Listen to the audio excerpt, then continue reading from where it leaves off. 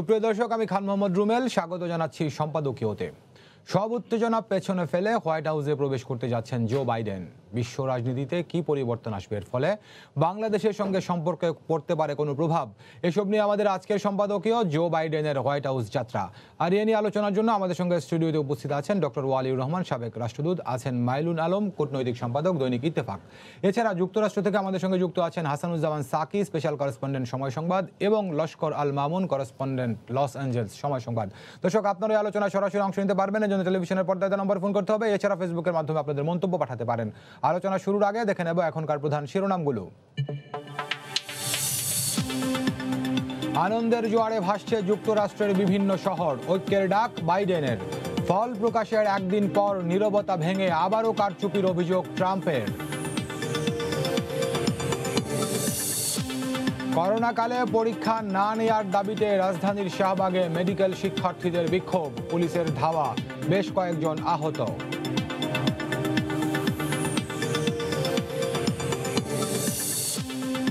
2021-22 শিক্ষাবর্ষ থেকে ঢাকা বিশ্ববিদ্যালয়ে ভর্তি পরীক্ষায় থাকছে না ঘ ও চ ইউনিট। অনিশ্চয়তার মুখে 16টি বিষয়, বলছেন সমাজবিজ্ঞানের ডিন, মানতে নারাজ ভিসি। ডিজিবিতে যোগ হলো 2টি অত্যাধুনিক হেলিকপ্টার, জল স্থলের পাশাপাশি বিচরণ করবে আকাশেও। উদ্বোধন করে প্রধানমন্ত্রী বললেন, সীমান্ত সুরক্ষায় কাজ করছে সরকার। এবং পটুয়াখালী জেলা বিএনপির নতুন কমিটির সভায় দুর্বৃত্তদের হামলা, সংবর্ধনা অনুষ্ঠান পণ্ড, আহত অন্তত 10।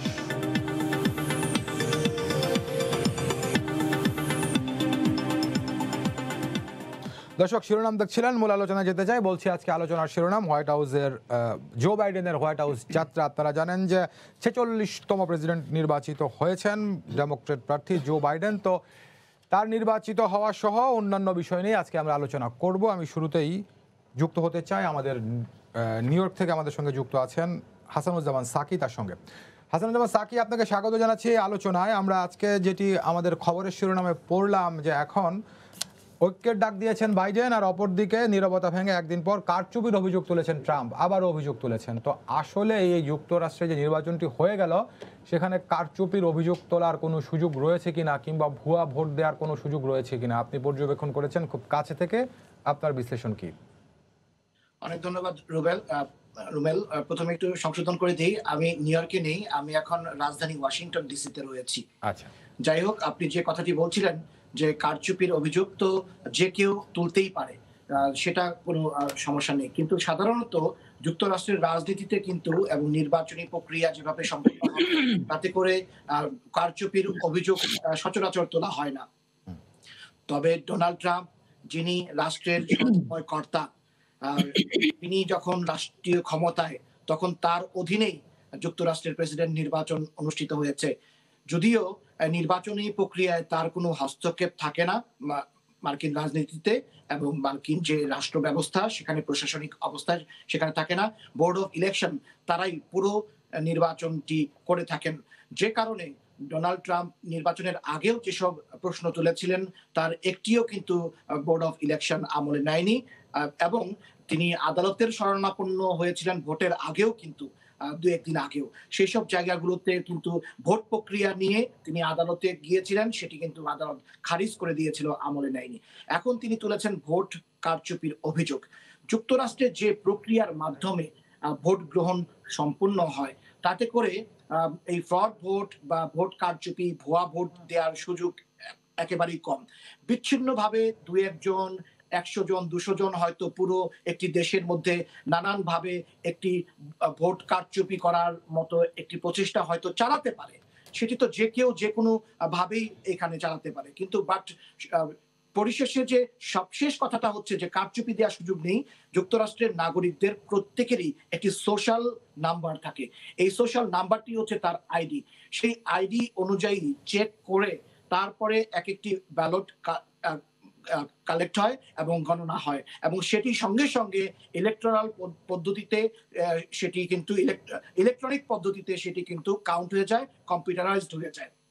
সেখানে কেউ একজন দুবার ভোট দেওয়ার কোনো সুযোগ নেই, কেউ একজনের অন্যের ভোট দেওয়ারও সুযোগ নেই, কারণ যুক্তরাষ্ট্রের না নাগরিকদের এই প্রত্যেকেরই সাকি ভাই, নিজেদের আইডি আপনি কার্ড যে আছে, বিষয়টি আপনার বলছেন যে পরিচয় সুযোগ নেই কারোরই, তো এটি তো ভোট গ্রহণটা হয়। সাকিব ভাই, আপনি যেটি বলছেন যে এখানে ভুয়া ভোট কিংবা দ্বিতীয়বার ভোট কিংবা কোনো ধরনের কারসাজির কোনো সুযোগ নেই, এই বিষয়টি তো ডোনাল্ড ট্রাম্পও খুব ভালো করেই জানেন। তো তারপরেও তিনি অভিযোগটি কেন তুলছেন, প্রেক্ষাপটটি কি আপনার কাছে কি মনে হয়? জি, এখন উনি যেসব অভিযোগগুলো নির্বাচনের আগেও তুলেছেন হুম, এবং মার্কিন রাজনীতিতে যেসব ইস্যু তিনি নির্বাচন পূর্ব যেসব ইস্যু তুলে নিয়ে এসছেন, এইসব ইস্যুগুলো তো এর আগে কখনো কেউ তুলেনি। তো উনি ব্যক্তিগতভাবেই স্বভাবগত আচরণগতভাবেই তো তিনি একটু ব্যতিক্রমী মানুষ হিসেবেই আমরা জানি। রাজনৈতিক প্রক্রিয়ার মাধ্যমে নির্বাচন প্রক্রিয়ায় একজন মানুষ যুক্তরাষ্ট্রের প্রেসিডেন্ট নির্বাচন হন। তিনি প্রেসিডেন্ট নির্বাচন হওয়ার পর ৪ বছর ক্ষমতায় থাকার পরে পরবর্তী যে ইলেকশন, সেই ইলেকশনের প্রচারণায় তিনি হাজার হাজার মানুষের সামনে জাতির উদ্দেশ্যে বলেন যে আমি রাজনীতিবিদ নই। তাহলে এটি কিভাবে সম্ভব? এটি রাজনৈতিক প্রক্রিয়ায় যিনি নির্বাচিত হন, তিনি বলছেন যে I am not a politician. তো সেই জায়গায় উনি অনেক কিছু বলতে পারেন। জি, বাট ধন্যবাদ সাকিব ভুয়া ভাই, ভোট আপনাকে অনেক ধন্যবাদ। আপনি আমাদের সঙ্গে যুক্ত থাকুন, আপনার সঙ্গে আবার যুক্ত হব। ডক্টর ওয়ালির রহমান স্যার, আপনি আমাদের সঙ্গে শুনছিলেন যে আমাদের হাসান জামান সাকি বলছিলেন যে কারচুপির তো কোনো সুযোগই নেই, আবার কোন প্রেক্ষাপটে তুলেছেন সেটিও জানতে চেয়েছিলাম। জনাব হাসানুজ্জামান সাকি এক ধরনের ব্যাখ্যা দিয়েছেন, আপনি স্যার পুরো বিষয়গুলো দীর্ঘদিন ধরে, দীর্ঘ কয়েক দশক ধরে পর্যবেক্ষণ করেন। তো আমি যে মার্কিন যুক্তরাষ্ট্রের কথাই বলি, মার্কিন যুক্তরাষ্ট্রের রাজনৈতিক শিষ্টাচার, তাদের সামাজিক অবস্থান, তাদের যে প্রতিষ্ঠানগুলো, সেগুলো যেরকমভাবে যথেষ্ট পরিমাণে কার্যকর বলে আমরা জানি, সব প্রেক্ষাপট মিলিয়ে এই যে এক প্রার্থী যিনি আবার কি বলে যে একেবারেই প্রেসিডেন্ট পদেই ছিলেন, তো এই অভিযোগের প্রেক্ষাপটটা কি আমরা এভাবে ধরবো যে এই ডোনাল্ড ট্রাম্পের বিভিন্ন সময় যে বৈচিত্র্যপূর্ণ চরিত্র, বিভিন্ন ধরনের মন্তব্য, এরকম একটি বৈশিষ্ট্যের মধ্যে নিয়ে আসবো, নাকি স্যার মার্কিন যুক্তরাষ্ট্রের যে ডেমোক্রেট রিপাবলিকানদের রাজনৈতিক যে সৌহার্দ্য, সেটার মধ্যে কিছুটা ফাটল বা দূরত্ব সেইভাবে দেখবো, কিভাবে দেখা যায়? না, ধন্যবাদ। এখানে 274 বছর এর ইতিহাসে এভাবে ওখানে নির্বাচন হচ্ছে। কম বেশি হয়েছে যে কত কংগ্রেসম্যান, কত সিনেটর হবে কোথায়, সেটা কম বেশি হয়েছে। এখন এই রকমের অবস্থা এই 274 বছরে মার্কিন যুক্তরাষ্ট্রে কখনো হয়নি। সেখানে সবচেয়ে ভালো বলছে তিনজন যারা প্রেসিডেন্টস বায়োগ্রাফার্স, তখন থেকে একজন মারা গেছে, জীবিত আছেন এখনও তিনজন, যারা একজন খুবই বয়সী মহিলা আর বাকি দুজন মোটামুটি আছেন 70-80 না 70-75। একজন হলেন মিস্টার নাফথালি, সিস্টোরিয়া নাফথালি, দেন ডেভিড ব্রিঙ্কলে, আর থার্ড পার্সন হচ্ছে ডোরিস কার্নস গুডউইন।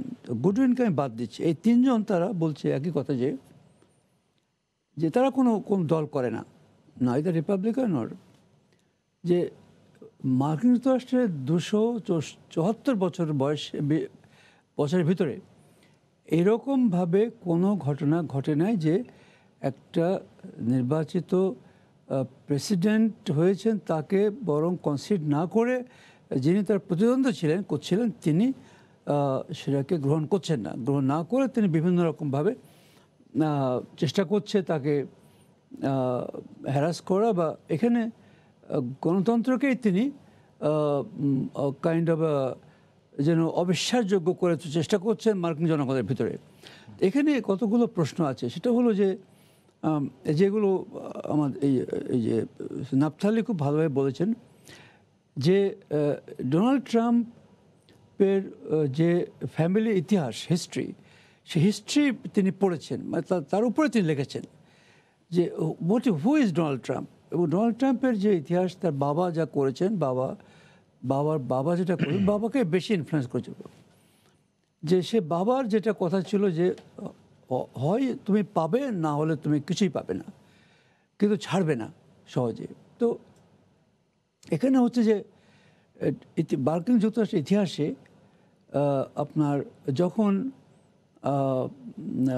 বুশ সিনিয়র হারে গেলেন, প্রেসিডেন্ট কার্টার হারলেন ওয়ান টার্মের পরে, তারপরে ম্যাককেন হারলেন ওয়ান টার্মের পরে, তারপরে আমাদের কি নাম অ্যালগোরকে হারিয়ে দেওয়া হলো বেসিক্যালি, দ্যাটস অ্যানাদার স্টোরি। তো তখন তারা যারা ওই প্রথম টার্মে এই চারজনে কিন্তু তিনজন বেরিয়েছেন, তো তিনজনই আপনার within hours went to the first picked up the phone, congratulated the opposition, ধন্যবাদ।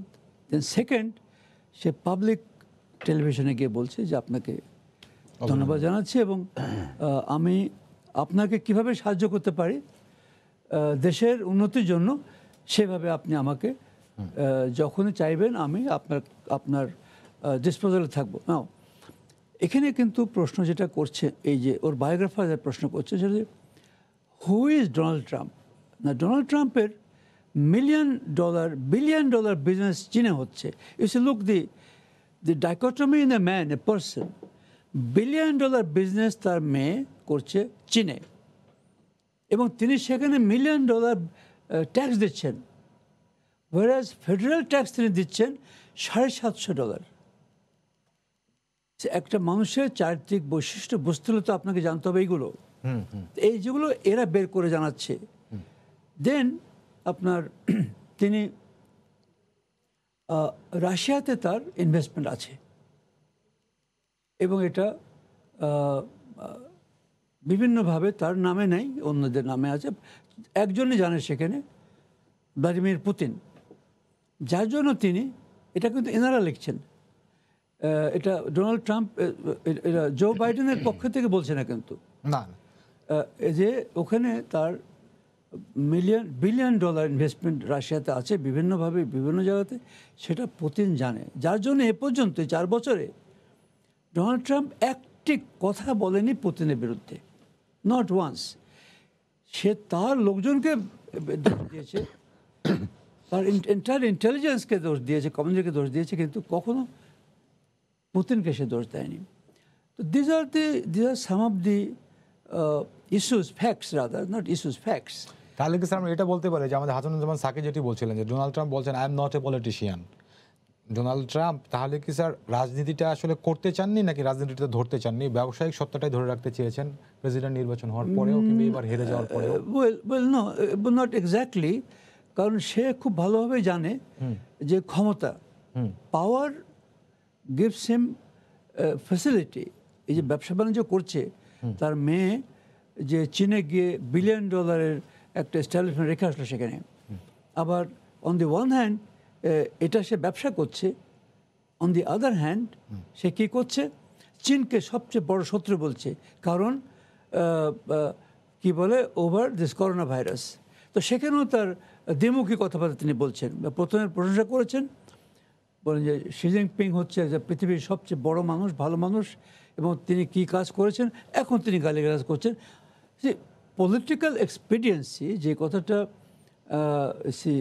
বায়োগ্রাফার ডোরিস কার্ড বলছেন, যে পলিটিক্যাল এক্সপিডিয়েন্সি আমেরিকাতে বহুবার হয়েছে। বড় দেশ, 50টা অঙ্গরাষ্ট্র, হওয়াটাই স্বাভাবিক, না হওয়াটাই অস্বাভাবিক। কিন্তু এই রকমের অবস্থা মার্কিন ইতিহাসে কখনো আসেনি। তাহলে কর্তব্যটা কি? কী কর্তব্য কি? We have to find out who is this man. এর ভিতরে আমাদের আপনাদেরই এক চ্যানেল এখানে আছেন, আমি তখন ওই জুমে নিয়েছে কথা বলছেন, যে আমাকে জিজ্ঞেস করছেন যে অ্যাঙ্কার, যে আপনি কি মনে করেন যে ট্রাম্প সাহেবকে কোনো বাইরের কাউকে শক্তিশালী সেনাবাহিনীকে নিয়ে এসে বের করতে হবে? আমি তার উত্তরে বললাম যে as of now, that was 3 weeks ago, before the election. Right. আমার যেটা মনে হয়, যা দেখছি মনে হয় না সেটা দরকার হবে। কিন্তু প্রশ্ন হচ্ছে যে এই কথাটা উঠবে কেন? রাইট। আমেরিকার ইতিহাসে যাকে আমরা বলি যে গণতন্ত্রের কি বলি আমরা, সূতিকাগার বলি আমরা, ব্রিটেনকে বলি, কিন্তু আমেরিকাতে যে সবচেয়ে বড় বা সবচেয়ে ভালো গণতন্ত্র চর্চা হয় যেসব দেশে, তার মধ্যে অন্যতম এবং সবচেয়ে আমরা বলি যে সবচেয়ে বড় গণতন্ত্র হচ্ছে ভারত, আর সবচেয়ে পুরনো গণতন্ত্র হচ্ছে, যে গণতন্ত্রের চর্চা হচ্ছে সেটা হলো মার্কিন যুক্তরাষ্ট্র।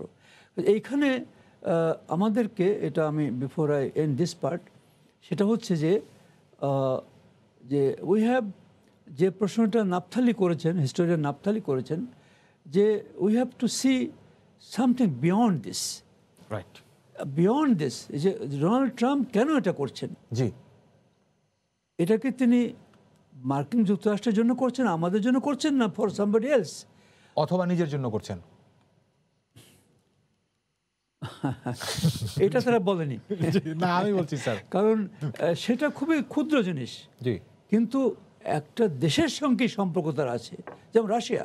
জি, রাশিয়া হলো ওদের 1 নম্বর, ওদের লিস্টে শত্রু। রাইট, কারণ যে তাদের রাশিয়া হচ্ছে 5,500 সে নিউক্লিয়ার মিসাইল, আর আমেরিকা হলো 4,500 নিউক্লিয়ার মিসাইল। যদিও আমেরিকার মিসাইলগুলো মোর পাওয়ারফুল দেন। স্যার এই বিষয়টা নিয়ে আমি আপনার সঙ্গে আরেকবার যুক্ত হই, একটু মাইনুল ভাইকে শুনে তারপরে আপনার সঙ্গে যুক্ত হচ্ছি। মাইনুল ভাই, আপনাকে স্বাগত জানাচ্ছি এই আলোচনায়। আমি যে প্রশ্নটি স্যারকে করেছিলাম, কিংবা সাকিব অনেকটা এরকমই, যদি ব্যাপারটি এরকম করে আমি জানতে চাই আপনার কাছে। ধরেন এই জো বাইডেন 72-এ প্রথম সেনেটর হলেন, সবচেয়ে কম বয়সী, আজকে এত বছর বয়সী প্রেসিডেন্ট, দীর্ঘদিনের পোড় খাওয়া রাজনীতিবিদ। আবার অপরদিকে ডোনাল্ড ট্রাম্প প্রেসিডেন্ট হয়েছেন। আমাদের হাসানুজ্জামান সাকি বলছিলেন যে তার বক্তৃতাতে তিনি বলেছেন আই এম নট পলিটিশিয়ান। আবার স্যার এক ধরনের ব্যাখ্যা দিয়েছেন। তো সব কিছু মিলে এই নির্বাচনের যে দুই প্রার্থীর মধ্যে ফারাকটা কোন জায়গাটাতে তৈরি হয়ে গেছে? জো বাইডেন নির্বাচিত হওয়ার পর যথারীতি তার পূর্বসূরীদের ধারাবাহিকতায় ঐক্যের ডাক দিয়েছেন, কিন্তু ট্রাম্প কিন্তু ওয়েলকাম করতে পারেননি, যেটি অন্য পূর্বসূরীরা করে গেছে। ট্রাম্প অভিযোগ করছেন, মামলা করবেন, প্রতিবাদ করছেন এই ব্যাপারটা। এবং কোন কোন শহরে আজকে ডেমোক্র্যাট রিপাবলিকান না, আমি যদি দুজন প্রার্থীকে ধরি, এটা হচ্ছে যে কোন কোন শহরে তার সমর্থকদের কিছু বিক্ষোভ সমাবেশ, প্রটেস্ট হয়েছে। আপনি একটু আগের ইস্যুটা একটু বলতে চাই, যে ট্রাম্পের মামলা কিংবা অভিযোগ কিংবা মার্কিন জুডিশিয়ারির ব্যাপারে। তার আগে তার যে পার্টি, একজন ব্যক্তি ডোনাল্ড ট্রাম্প, কিন্তু সে একটা রিপাবলিকান ক্যান্ডিডেট, পার্টির একটা ফোরাম আছে। আমি এই কিছুক্ষণ আগে প্রাপ্ত খবরগুলো একটু বলতে চাই। রিপাবলিকান প্রেসিডেন্ট ম্যাকড্যানিয়েল এবং আরেকজন বড় পলিসি মেকার মিট রমনি, সবাই চিনে তাকে, এরপর সিনেটর ব্লান্ট, এরা একটা বৈঠক করেছেন। এবং মূল পরিস্থিতি দাঁড়িয়েছে রিপাবলিকানরা দ্বিধাবিভক্ত, ট্রাম্পের পক্ষে অবস্থান নেওয়া, নির্বাচনকে চ্যালেঞ্জ করা, লিগ্যাল পজিশনে যাওয়া, এবং সেই কোর্ট পর্যন্ত, কোর্ট ইস্যুতে। এবং 30% পার্টির 30%-এর সমর্থনও উনি পাননি, 30% পেয়েছেন সর্বোচ্চ। 70% পার্টিম্যান, রিপাবলিকানের নেতা কিংবা পলিসি মেকাররা বলছেন যে এই অভিযোগ unfounded allegation on election process, এটা বলেছেন। সুতরাং এটা বোঝা যায় যে ট্রাম্পের দলের মধ্যে একটা সমস্যা তৈরি হয়েছে, এবং বড় বড় যারা নেতা, বড় বড় পলিসি মেকার, তারাও ট্রাম্পের এই অভিযোগের সাথে কিংবা এই প্রক্রিয়ার সাথে যুক্ত হতে চান না। আপনি যেটা বলেছেন যে এত বড় ফারাকটা কেন হলো, এবং ট্রাম্প, আমার ধারণা আগামী দিনগুলোতে কি হয়, তার অবস্থার পরিবর্তন হবে। ভোটের ফারাকটা আমি বলছি, মানসিকতার ফারাক, ভোটের পার্থক্য কিন্তু দুজনের মধ্যে মানসিকতার ফারাক খুবই একটি সুন্দর ইস্যু বলেছেন আপনি। মানসিকতার ফারাক হলো ব্যক্তিত্বের ফারাক। আমি এই পর্যায়ে বলবো, ট্রাম্প একজন অভিনেতা, রিয়েলটর, বিজনেসম্যান, বিলিয়নিয়ার, অনেক কিছু বিজনেসম্যান, হ্যাঁ। আর Romney, I am sorry, Joe Biden একজন ক্যারিয়ার পলিটিশিয়ান। এর দুটো একটা বড় ফারাক। আচ্ছা, যদি একজন নন পলিটিশিয়ানও যদি প্রেসিডেন্ট হয়, আবার যদি অন্য আলোচনা যাই, আপনি বলছেন যে ক্যারিয়ার পলিটিশিয়ান জো বাইডেন, আবার গত নির্বাচনের কথা যায় যেখানে ট্রাম্প নির্বাচিত হলেন, হিলারি ক্লিনটনের সঙ্গে প্রার্থিতা করেছেন। হ্যাঁ, কেন হেরে গেলেন? হিলারির ক্যারিশমা কিন্তু আন্তর্জাতিক পরিচিতি সব জায়গায় আসছে, নতুন যখন ট্রাম্প এসছে, যে প্রক্রিয়া এসছে, তখন ওই ট্রাম্পকে আমরা ট্রাম্পের মূল 4 বছরে যে ট্রাম্পকে চিনেছি আমরা, তার যে প্রেসিডেন্সি, এটাকে একটা বড় মূল্যায়ন হয়েছে, এবং এটা পরাজয়ের কারণ বলে মনে করেন। এখানে অনেকগুলো কারণ আছে, সেটার একমাত্র প্রধান সর্বশেষ কারণটা 1 নম্বর, 2 নম্বর, 3 নম্বর যদি বলেন, 1 নম্বর কারণ করোনা, 2 নম্বর করোনা, 3 নম্বর করোনা, এরপরে অনেকগুলো কারণ আছে। হ্যাঁ, করোনা এটা তাকে একবারে কফিনে পেরেক দেওয়ার মতো। আপনি ট্রাম্প একজন প্রেসিডেন্ট বাই চান্স, এটাই বলতে হবে, not by career or not by.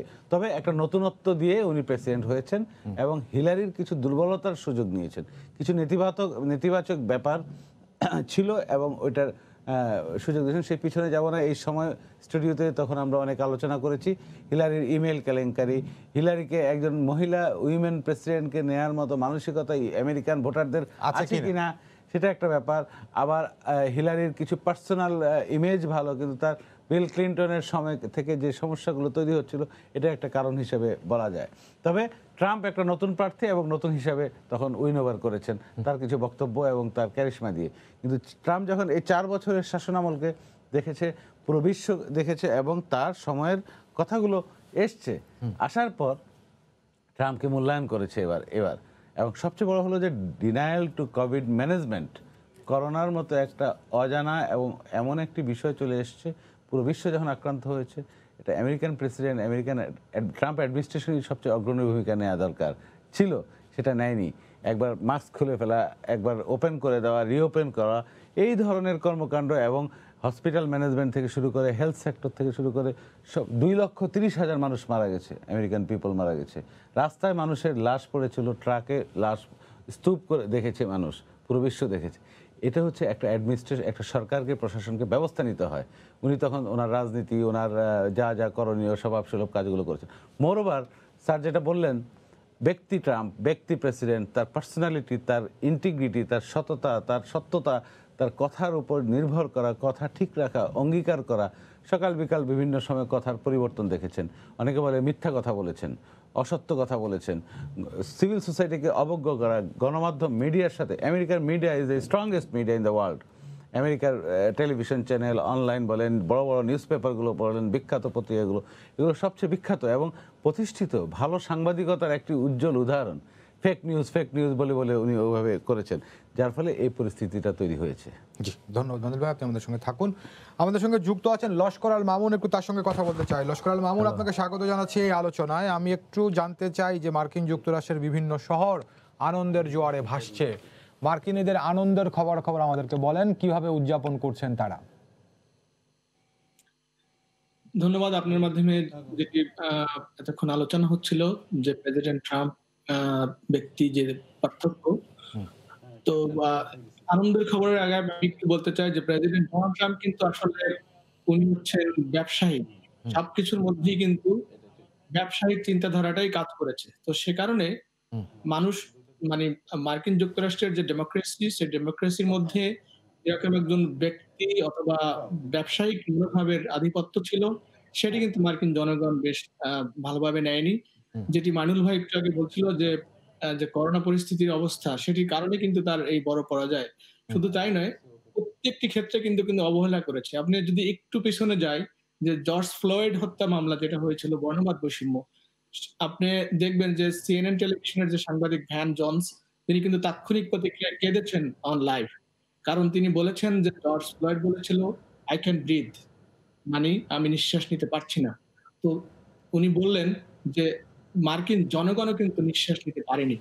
এমন একটি অবস্থা, মানে দুরূহ অবস্থা তিনি তৈরি করেছেন যে পুরো জর্জ ফ্লয়েড শুধু নয়, সেখানে মার্কিন জনগণও স্বস্তির নিঃশ্বাস নিতে পারেননি। এখন কিন্তু সেই স্বস্তির নিঃশ্বাস নিচ্ছেন। সেই সূত্র ধরেই আমি বলতে চাই যে স্বস্তির নিঃশ্বাস নিতে গিয়ে যে আনন্দটা হয়, সেই উৎসব কিন্তু পুরো মার্কিন যুক্তরাষ্ট্রের, এবং শুধু মার্কিন যুক্তরাষ্ট্র নয়, আমরা দেখেছি সংবাদ মাধ্যমে যে এই দেশের বাইরে, ইভেন কি বাংলাদেশের, আমাদের মানুষের বাংলাদেশেও একটি বড় উৎসবের আমেজ হয়েছে, এবং সেই উৎসবের যে ছোঁয়া লেগেছে পৃথিবীর বিভিন্ন দেশ। তো সেটি কিন্তু গত 2 দিন ধরে চলছে। আপনি যদি জানতে চেয়েছেন, লস অ্যাঞ্জেলেস শহর থেকে শুরু করে বিভিন্ন বড় বড় শহরে প্রত্যেকটি অঙ্গরাজ্যের আনাচে কানাচে সাধারণ মানুষ কিন্তু রাস্তায় নেমে এসেছেন এবং একটা বহিঃপ্রকাশ হয়েছে। আপনার মাধ্যমে আরেকটু জানিয়ে রাখি, সেটি হচ্ছে বিগত নির্বাচন অর্থাৎ 2016 সালের নির্বাচনে হিলারি যখন পরাজিত হয়েছিলেন, ডোনাল্ড ট্রাম্প যখন রাষ্ট্রপতি হয়েছিলেন, যেদিন তিনি রাষ্ট্রপতি হলেন তার ঠিক পরেই কিন্তু দেশব্যাপী একটি বড় আন্দোলন হয়েছে। সেই আন্দোলন কিন্তু একেবারে শিক্ষার্থী পর্যন্ত, স্কুল পর্যন্ত গড়িয়েছিল এবং তারা বলেছিল Donald Trump you are not our president. এই যে একটি প্রতিক্রিয়া সে সময় তৈরি হয়েছিল, আমরা কিন্তু সেই প্রেক্ষাপটে এই দৃশ্যটি এবার দেখিনি। সাধারণ মানুষ কিন্তু নেমেছেন কিসের জন্য? তারা নেমেছেন কিন্তু জো বাইডেনকে অভিনন্দন জানাতে নেমেছেন। এখন পর্যন্ত যদিও ট্রাম্পের সমর্থক রাস্তায় ছিল, কিন্তু দেখেন যে তারা কিন্তু কখনো কোথাও এরকম বলেননি যে জো বাইডেন আমাদের প্রেসিডেন্ট না, আমরা তাকে মানি না। এই শব্দটা কিন্তু আমরা শুনিনি। যদিও তার একটা বিরাট, ডোনাল্ড ট্রাম্প বেশি ভোট পেয়েছেন, তিনি কিন্তু কম ভোট পাননি। সেই তুলনায় মানুষ কিন্তু তার পক্ষে নেমে ধরনের একটি অভিভাবক প্রকাশ করেননি। সুতরাং এটি সুস্পষ্ট ভাবে বলা চলে যে এটি মার্কিন জনগণের একটি ব্যালট বিপ্লব হয়েছে এবং এই ব্যালট বিপ্লবে কিন্তু মার্কিন জনগণের একটি মানে আস্থার একটা বিশ্বাসের প্রতিফলন তারা ঘটিয়েছে। জি, এবং ধন্যবাদ এটি মামুন ভাই, এখন আপনি আমাদের সঙ্গে থাকুন, আপনার সঙ্গে আবার যুক্ত হওয়ার চেষ্টা করব। জনাব হাসানুজ্জামান সাকিব, আপনি নিশ্চয়ই আছেন আমাদের সঙ্গে, একটু জানতে চাই আপনার কাছে, এই লস্কর মামুন যেমন বলছিলেন, আর পাশাপাশি আমাদের অনেক বাংলাদেশি প্রবাসী যারা আছেন মার্কিন যুক্তরাষ্ট্রে, এই ডোনাল্ড ট্রাম্পের পরাজয়, জো বাইডেনের বিজয়, তাদের মধ্যে প্রতিক্রিয়া কি? জি, প্রতিক্রিয়া অবশ্যই ভালো। সবাই অভিনন্দন জানাচ্ছেন। আপনি হয়তো জানেন যে আমি গতকালকে রাতে যে বিজয় ভাষণ দিয়েছেন জো বাইডেন, তার বাড়ি ডেলওয়ারের উইলমিংটনে, ডেমোক্রেট পার্টির হেডকোয়ার্টারে, সেখানে আমি ছিলাম এবং সেখানে থেকে আমি সেটি সরাসরি সম্প্রচার করে সময় সংবাদের দর্শকদেরকে দেখিয়েছি জো বাইডেন কি বলেছেন, কমলা হ্যারিস কি বলেছেন। সেখানে যে লাখ লাখ মানুষের সমাবেশ, ওখানেও আমি অনেক বাংলাদেশিদেরকে, কয়েকশো বাংলাদেশিদেরকে আমি দেখেছি। অনেক মানুষ, তো হয়তো এটি হয়তো কয়েক হাজার বাংলাদেশিও হতে পারে, আমি জানি না, কিন্তু আমার সঙ্গে প্রায় শখানিক বাংলাদেশি দেখা হয়ে গেছে। তো সবার মধ্যেই একটা আনন্দ, একটা উচ্ছ্বাস, একটা স্বস্তি ভাব ফিরে এসেছে। সেটি শুধু দেলোয়ার নয়, এর আগেই আমি ছিলাম ওয়াশিংটন ডিসিতে, যেটি হচ্ছে, আপনি জানেন যে এই যুক্তরাষ্ট্রের নির্বাচন কাভার করেছি প্রায় 25টি অঙ্গরাজ্য ঘুরে ঘুরে, এবং সর্বশেষ রাজধানী ওয়াশিংটন ডিসিতে সময় সংবাদের হেডকোয়ার্টার ছিল, নির্বাচনী হেডকোয়ার্টার ছিল। সেখান থেকেই পুরো প্রক্রিয়াটি সম্পন্ন হয়েছে, নির্বাচনী কাভারেজ। সেই হোয়াইট হাউসের সামনে কিন্তু আমি বারবার গিয়েছি, এবং গতকালকে যখন নির্বাচনের ডিক্লেয়ার হলো ঠিক এই সময়টাতে, তখন কিন্তু আমরা দেখলাম যে যুক্তরাষ্ট্রের প্রত্যেকটা শহরে যেমন রাস্তায় নেমে এসেছে মানুষজন, তখন কিন্তু হোয়াইট হাউসকে ঘিরেও কিন্তু আবারও মানুষজন রাস্তায় নেমে এসেছে। এবং আন্দোলনকারী, বিক্ষোভকারী যারা ব্ল্যাক লাইভস ম্যাটার্স এর আন্দোলন করছেন, তারা যেমন, বাইডেনের সমর্থকরা যেমন, সবাই রাস্তায় নেমে এসেছে। অবস্থাটা একসময় আমার এমন মনে হচ্ছিল, রুমেল, যে একটি গণতান্ত্রিক প্রক্রিয়ায় নির্বাচন করার পরে জয় এবং পরাজয় কারণ হবে, এটি খুব স্বাভাবিক ব্যাপার। কিন্তু অবস্থাটা এমন মনে হচ্ছিল যে যুক্তরাষ্ট্রে মনে হয় একটি অভ্যুত্থান হলো। ব্যাপারটি অনেকটা এরকম ছিল, এবং পুরো যুক্তরাষ্ট্রের যে হোয়াইট হাউসের যে চারপাশ, সেই চারপাশে বিক্ষোভকারীরা আশ্রয় নিয়ে অবস্থান নিয়েছে। নিরাপত্তা বাহিনী, আইন শৃঙ্খলা বাহিনীও তারা চরমভাবে তারা কড়া নজরদারিতে রেখেছিল, প্রত্যেকটা রাস্তা আটকে দিয়েছে। এমন একটি অবস্থা যে যদি হোয়াইট হাউস যদি ত্যাগ না করেন ডোনাল্ড ট্রাম্প, হয়তো জনতাই তাকে হোয়াইট হাউস থেকে বের করে দেবে, এমন একটি অবস্থা। আপনাকে একটু সর্বশেষ খবর দিতে চাই একটু, সেটি হচ্ছে যে এই যে পরাজয় স্বীকার করে নেওয়ার ব্যাপার, এই পরাজয় স্বীকার করে নেওয়ার জন্য যে রিপাবলিকান পার্টির যে শীর্ষ নেতৃত্ব, যেটি মাইনুল ভাই বলেছেন, সেই শীর্ষ নেতৃত্ব যেমন তাকে এখন বোঝাচ্ছেন, তেমনি তার পরিবারের সদস্য, অর্থাৎ তার মেয়ে, উপদেষ্টা ইভানকা ট্রাম্পের স্বামী, তিনিও সিনিয়র উপদেষ্টা এই প্রশাসনের, জ্যারেড কুশনার, তিনিও কিন্তু আমি দেখেছি গণমাধ্যমে, এবং আমাদেরকে বিভিন্ন সূত্র বলছে তিনিও তার শ্বশুরকে বোঝাচ্ছেন, অর্থাৎ ট্রাম্পকে বোঝাচ্ছেন যে যেন পরাজয় স্বীকার করে নেন। আরেকটি তথ্য দিব আপনাকে, সেটি হলো যে এই যে প্রেসিডেন্ট ইলেক্ট এখন জো বাইডেন, যিনি প্রেসিডেন্ট নির্বাচিত হন, প্রথা অনুযায়ী যিনি বর্তমান প্রেসিডেন্ট হোয়াইট হাউসে থাকেন, তিনি কিন্তু শপথ নেওয়ার আগেই তিনি যেটি করেন সেটি হচ্ছে নতুন প্রেসিডেন্টকে তিনি দাওয়াত দেন, হোয়াইট হাউসে চায়ের দাওয়াত দেন, হ্যাঁ, এবং সেখানে একটি সৌজন্য সাক্ষাৎ হয়। এটি প্রথা, এটি একটি রেওয়াজ, কিন্তু আমাদের সূত্র ডোনাল্ড ট্রাম্প সেটি করেননি, রিপাবলিকান সেটিও করবেন না। তিনি হোয়াইট হাউসে জো বাইডেনকে দাওয়াত দেবেন না, চায়ের নিমন্ত্রণ দেবেন না। এবং সোমবার, এটা তো আজকে স্থানীয় সময় তো রোববার, যুক্তরাষ্ট্রের দিন শুরু হয়েছে, কালকে তিনি আদালতে যাবেন, এই বিষয়টিও পরিষ্কার। তার আইনজীবী রুডি জুলিয়ানি কিন্তু গণমাধ্যমকে জানাচ্ছেন। জি, ধন্যবাদ জানাব হাসানুজ্জামান সাকিব, আমাদের সঙ্গে থাকুন। মঞ্জুলা কিছু বলতে যাচ্ছেন স্যার সঙ্গে যুক্ত? একটু বিষয় বোধহয় এই পর্যায়ে যদি সম্ভব না হয়, পরে যদি বলেন যে এখন যে প্রেসিডেন্সিয়াল ইলেকশনটা হলো এবং দায়িত্ব গ্রহণ পর্যন্ত একটা বিরাট প্রক্রিয়া আছে, রীতি আছে, এবং অনেক ধাপ অতিক্রম করতে হয়, এই বিষয়টা বোধহয় একটু আলোকপাত করা দরকার। আমি আপনার কাছে এই বিষয়টা নিয়ে আসবো, তার আগে আমি একটু স্যারের সঙ্গে যুক্ত। স্যার, এই যে এর আগে আপনি এই ট্রাম্পের পররাষ্ট্রনীতি নিয়ে কিছুটা আলোচনা করতে চাচ্ছিলেন, বিশেষ করে রাশিয়ার সঙ্গে সম্পর্ক, সেটি নিয়ে অবশ্যই বলবেন। আর আরেকটি বিষয় আমাদের দেশের প্রেক্ষাপটে একটু জানতে চাই। আপনি নিশ্চয়ই খুব ভালো করে জানেন যে আমাদের প্রধানমন্ত্রী আজকে কি বলে যে শুভেচ্ছা বার্তা পাঠিয়েছেন জো বাইডেনকে এবং কমলা হ্যারিসকে। তো সেখানে প্রধানমন্ত্রী অনেকগুলো বিষয় উল্লেখ করেছেন, তার মধ্যে একটি হচ্ছে যে রোহিঙ্গা সমস্যার সমাধান হবে বলে প্রধানমন্ত্রী আশাবাদ ব্যক্ত করেছেন। তো এখন ডেমোক্রেটরা এসেছে, জো বাইডেন এর প্রশাসন হয়তো কিছুদিন পরে আসবেন। তো সবকিছু মিলে আমাদের সঙ্গে সম্পর্কটা কিংবা আমাদের যে প্রাপ্তির জায়গাগুলো সেগুলো কতটুকু এগোবে বলে মনে করেন? বেসিক্যালি ডেমোক্র্যাটসরা বা ওদের সাথে আমাদের সম্পর্কটা সবসময় ভালো। এমন না যে আমরা পলিটিক্যালি কোনো রকমের অ্যাডভান্টেজ পেয়েছি, তা না, কিন্তু সম্পর্ক ভালো আমাদের সাথে, excepting for a short while যখন হিলারি ক্লিন্টন পদ্মা ব্রিজ নিয়ে একটু গোলমাল করলেন তিনি। তো কাজে ওই সময় ছাড়া 2-3 মাস সময় ছাড়া আমেরিকান লিডারশিপ, আমেরিকান যে যারা দেশ চালায় তাদের সঙ্গে সম্পর্ক ভালো।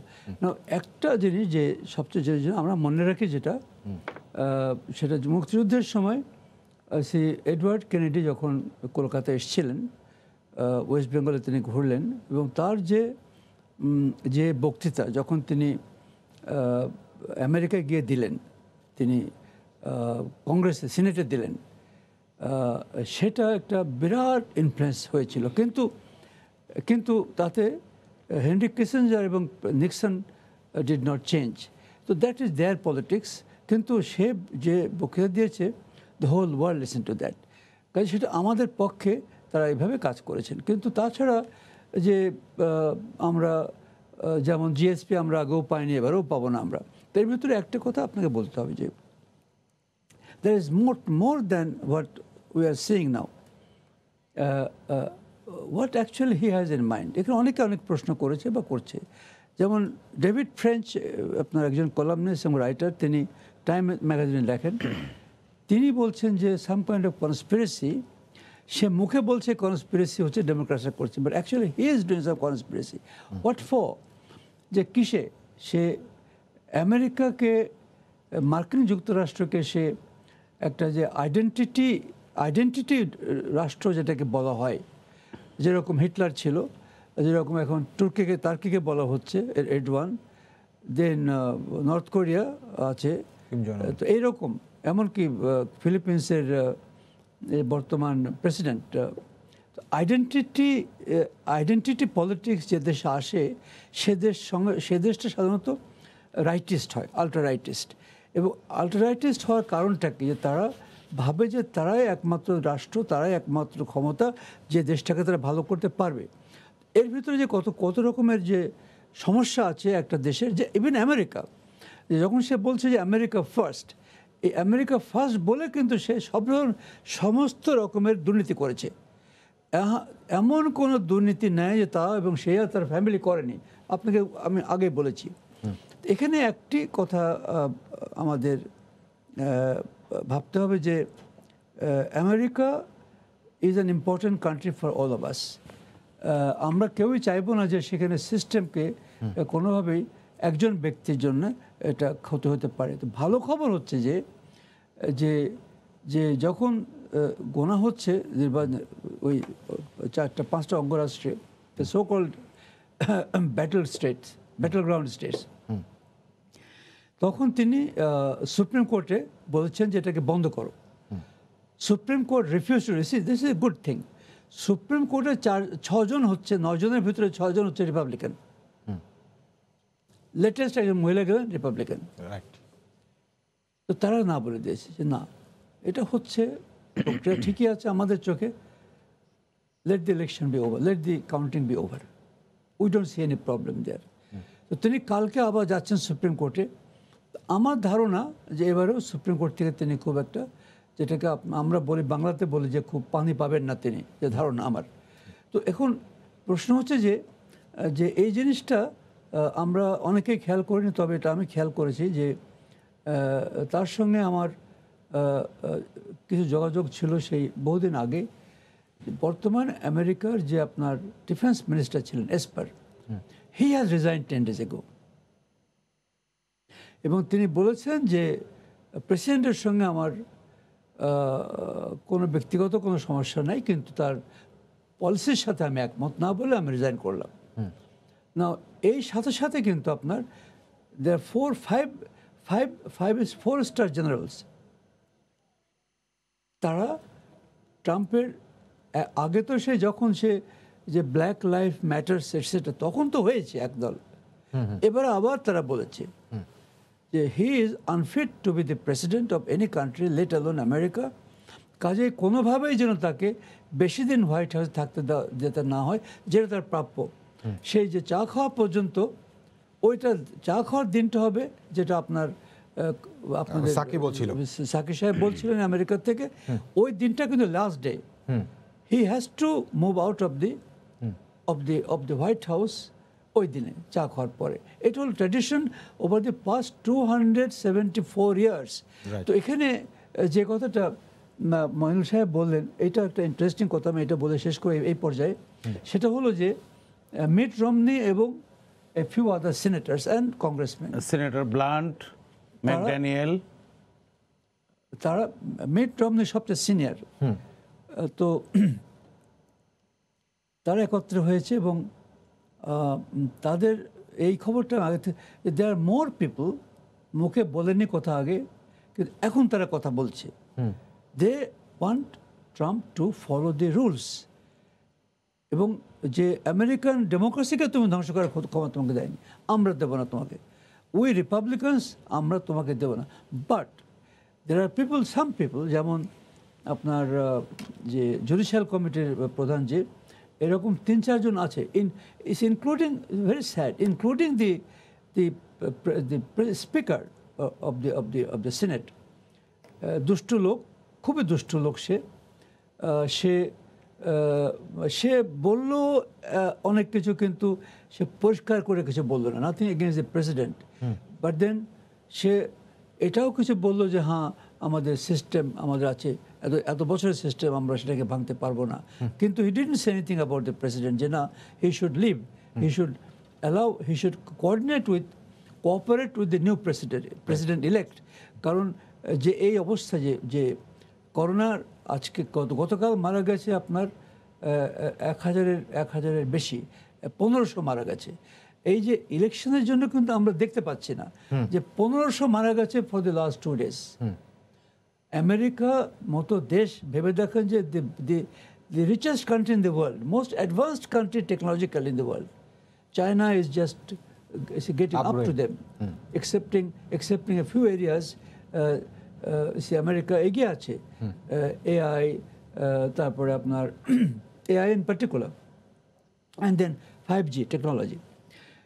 সেখানে যে কথাগুলো আপনার those who love the country, তারা বলছে যে কথাগুলো, including some members of the senate and congress, কয়েকটাতে নাম বলেছেন, কিন্তু their majority want him to go. এই জিনিসগুলো এখন, why is it doing that? এখানে প্রশ্ন অনেকে করছে যে why is it doing this, তার কি ইন্টারেস্ট আছে? সে চায়নাতে $1 বিলিয়ন ইনভেস্ট করেছে, সেখানে $1 মিলিয়ন সে ট্যাক্স দিচ্ছে, ফেডারেল গভর্নমেন্টকে সে ট্যাক্স দিয়েছে $750। ব্যাপারটা স্যার এরকম যে প্রেসিডেন্সিয়াল পোস্টটাকে সে তার হচ্ছে ব্যবসাকে প্রসারিত করার জন্য সে ইউজ করেছে এবং করতে চাচ্ছে। But then some of the thinkers, politicians, তারা they think something more than that. Identity politics করে সে আমেরিকাকে কি ভেঙে দেবে কোনো রকমের কিছু, মানে এই যে যদি একটা সে যে বললেন যে ওর ট্রাম্পের লোকজন রাস্তায় নেমেছে, you see there are people, Ku Klux Klan আছে, আল্ট্রা রাইটিস্ট সেখানে আছে, যারা you know they're serious problems. You see কাজেই এরা দে হ্যাভ বিন কন্ডেমড, যে condemned with whom? With Jim Crow. Jim Crow was the guy who was the father of all this anti-black. Sir ধন্যবাদ। কাজে এইটা যেন না আসে আবার, এটা রিপাবলিকানসরাও চায় না, মানে তারা আসলে প্রতিষ্ঠানটাকে টিকে রাখতে চায়। জি ধন্যবাদ। মনিল ভাই, আপনি নিশ্চয়ই কিছু বলবেন। তার আগে আমি যেটি স্যারকেও করেছি অনেকটাই, তো এখন ডেমোক্রেট আসুক আর রিপাবলিকান আসুক, ট্রাম্প থাকুক আর হচ্ছে জো বাইডেন আসুক, কূটনৈতিক ক্ষেত্রে তো তাদের খুব বেশি পরিবর্তন হবে না। তো তার মধ্যে থেকেও আমাদের যে বিষয়গুলো প্রত্যাশিত, যেগুলো এখন বাংলাদেশ পলিসি, আমেরিকার ট্রাম্প প্রশাসনের বাংলাদেশ পলিসি কিংবা জো বাইডেনের আসন্ন প্রশাসনের আগামী জো বাইডেন প্রশাসনের বাংলাদেশ পলিসি আর বাংলাদেশের আমেরিকান পলিসি, এটার একটা সিনক্রোনাইজিং করতে হবে এবং আছে। ব্যাপারটা হচ্ছে যে আমাদের স্বার্থ কি যুক্তরাষ্ট্রে আমাদের স্বার্থ হচ্ছে আমাদের প্রায় 8 থেকে 9 লক্ষ 1 মিলিয়নের কাছাকাছি বাংলাদেশি থাকে, বাংলাদেশি নাগরিক থাকে, ওরা পড়াশোনা করে, ওরা মেইন স্ট্রিমে কাজ করে, বিভিন্নভাবে অবস্থান করতেছে। আমাদের কিছু ইমিগ্রেন্ট ইস্যু আছে যেটা আমাদের ফ্যামিলিজ যায় কিংবা এটা বন্ধ হয়ে আছে, এটা আমরা উপকৃত হব। আরও আছে আমাদের সবচেয়ে বড় পণ্যের বাজার হচ্ছে আমরা রপ্তানি করি গার্মেন্টস, একচেটিয়া গার্মেন্টস, সবচেয়ে বড় ডেস্টিনেশন হচ্ছে যুক্তরাষ্ট্র। এখন আমাদের এটাকে বন্ধ করে দিবে? আমাদের বন্ধ করলে ওরাই বিপদে পড়বে। আমাদের পণ্য দরকার, আমরা পণ্য পাঠাবো, গার্মেন্টস পোশাক পাঠাবো, ওরা নেবে। আর এটা হচ্ছে যে আমাদের যে ডিউটি ফ্রি, কোটা ফ্রি যে অ্যাক্সেস একটা বড় ইস্যু আছে। তারপরে আমাদের সম্প্রতি আমাদের কিছু কৌশলগত বিষয় দাঁড়িয়েছে, সামরিক সম্পর্ক, ডিফেন্স ট্রেড, ডিফেন্স বাণিজ্য, এগুলো আছে। আর যুক্তরাষ্ট্রের যে ইন্দো প্যাসিফিক স্ট্র্যাটেজি, এটা ট্রাম্পের আমলে খুব বেশ জোরে সোরে অগ্রসর হয়েছে এবং আমাদেরকে ভূ রাজনৈতিক আঞ্চলিক অবস্থান, আজকে পররাষ্ট্রমন্ত্রীও বলেছেন বাংলাদেশের ভূ রাজনৈতিক গুরুত্ব আছে যে কোনো প্রশাসনের কাছে। ট্রাম্প প্রশাসন বলেন, বাইডেন প্রশাসন বলেন, বারাক ওবামা প্রশাসন, সবার কাছে আছে। সুতরাং আমাদের ব্যাপারটা এমনভাবেই হবে এবং আমাদের অবস্থান আছে। আর আমাদের বড় ইস্যু আছে এই যে পণ্যের বাইরে গত 3 বছর ধরে আমাদের রোহিঙ্গা ইস্যু, 11 লক্ষ রোহিঙ্গাকে আমরা অবস্থান দিয়েছি এবং আমরা ভরণ পোষণ দিয়েছি, আমরা এদেরকে পাঠাতে চাই। যুক্তরাষ্ট্র আমাদের বড় একটা অংশীদার এবং আমাদের পাশে দাঁড়িয়েছে এবং আমাদের পক্ষে বক্তব্য দিচ্ছে, ভূমিকা রাখছে, স্যাংশন দিচ্ছে, অবস্থান নিচ্ছে। আমাদেরকে এই রোহিঙ্গাদের ভরণ পোষণের জন্য বড় একটা আর্থিক অনুদান দিয়েছে, শত শত মিলিয়ন ডলার দিয়েছে। সুতরাং এই ইস্যুটা আমাদের গুরুত্বপূর্ণ এবং আমাদের পক্ষে জাতিসংঘ নিরাপত্তা পরিষদ সহ বৈশ্বিক সভায় যুক্তরাষ্ট্র আমাদের পাশে, আমাদের পক্ষে অবস্থান নিয়েছে। এটা আমাদের বড় স্বার্থ এবং আমাদের অবস্থানে তেমন কোনো পরিবর্তন হবে না। যুক্তরাষ্ট্রের অবস্থান, প্রশাসনিক অবস্থানও খুব বেশি হবে না। গত 1 মাসেরও কম সময় আগে এই ট্রাম্প প্রশাসনের একজন বড় কর্মকর্তা বাংলাদেশে এসেছিলেন, deputy secretary of state department. উনিও যে কাজগুলো করে গেছেন এটারই ধারাবাহিকতা থাকবে। একটা ফরেন পলিসি এবং 1-to-1 পলিসি আমেরিকার স্ট্যাটিক থাকে, স্থির থাকে। তবে বৈশ্বিকভাবে কিছু পলিসি, চায়না পলিসি, মধ্যপ্রাচ্য পলিসি, সেটা পরিবর্তন হবে, আউটলুক চেঞ্জ হবে, দৃষ্টিভঙ্গি এবং মোডাস অপারেন্ডি চেঞ্জ হবে। মধ্যপ্রাচ্যে তো অনেক কিছু চেঞ্জ হয়, সময়ের প্রয়োজনে, যুগের প্রয়োজনে হয়। আর আরেকটা যেটা ব্যাপার হচ্ছে যে এই নির্বাচন হয়ে গেল 3 তারিখ, একদিন আগে, আজ থেকে 4 দিন পর ফল হলো এবং মেজরিটি পেল, রিসাউন্ডিং ভিক্টরি যেটা বলা হয়, এবং ব্যাপক একটা বিজয় পেল। এখন যেটা ট্রাম্পের অবস্থান, এটা আমার ধারণা পরিবর্তন হবে। আর 20শে জানুয়ারি আমেরিকার নতুন প্রেসিডেন্ট শপথ নেয়, এই একটা প্রক্রিয়া আছে। আর এই যে প্রেসিডেন্ট ইলেক্ট ডোনাল্ড ট্রাম্প এবং তার যে running mate vice president Harris, Kamala, তারা একটা ইন্টারিম টিম গঠন করে প্রশাসনিক কাজগুলো করবে, তথ্য আদান প্রদান, প্রস্তুতিমূলক কাজ। এরপরে একটা ওয়েবসাইট চালু করে একটা সুন্দর একটা নেটওয়ার্কিং করবে, যেখানে বিভিন্ন শত শত হাজার হাজার কর্মচারী চেঞ্জ করতে হবে, পলিসি মেকার চেঞ্জ করতে হবে পার্টি পরিবর্তনের পর। 14ই ডিসেম্বর একটা ইলেকট্রাল মিটিং হবে, ইলেকট্রাল ভোটে যারা নির্বাচিত হয়েছে তারা আনুষ্ঠানিকভাবে ট্রাম্পকে, জো বাইডেনকে, নতুন প্রেসিডেন্টকে একটি ভোট দিবে কিংবা আনুষ্ঠানিকতা। 6 জানুয়ারি কংগ্রেসের অনুমোদন লাগবে এই নির্বাচিত প্রেসিডেন্টের দায়িত্ব গ্রহণ। এরপর 20শে জানুয়ারি আনুষ্ঠানিক শপথ গ্রহণ করবে। এই হচ্ছে প্রক্রিয়া। জি, সেই প্রক্রিয়া সুস্থ সম্পন্ন আমরা সে আশা করি। আপনাদের দুজনকে অনেক ধন্যবাদ।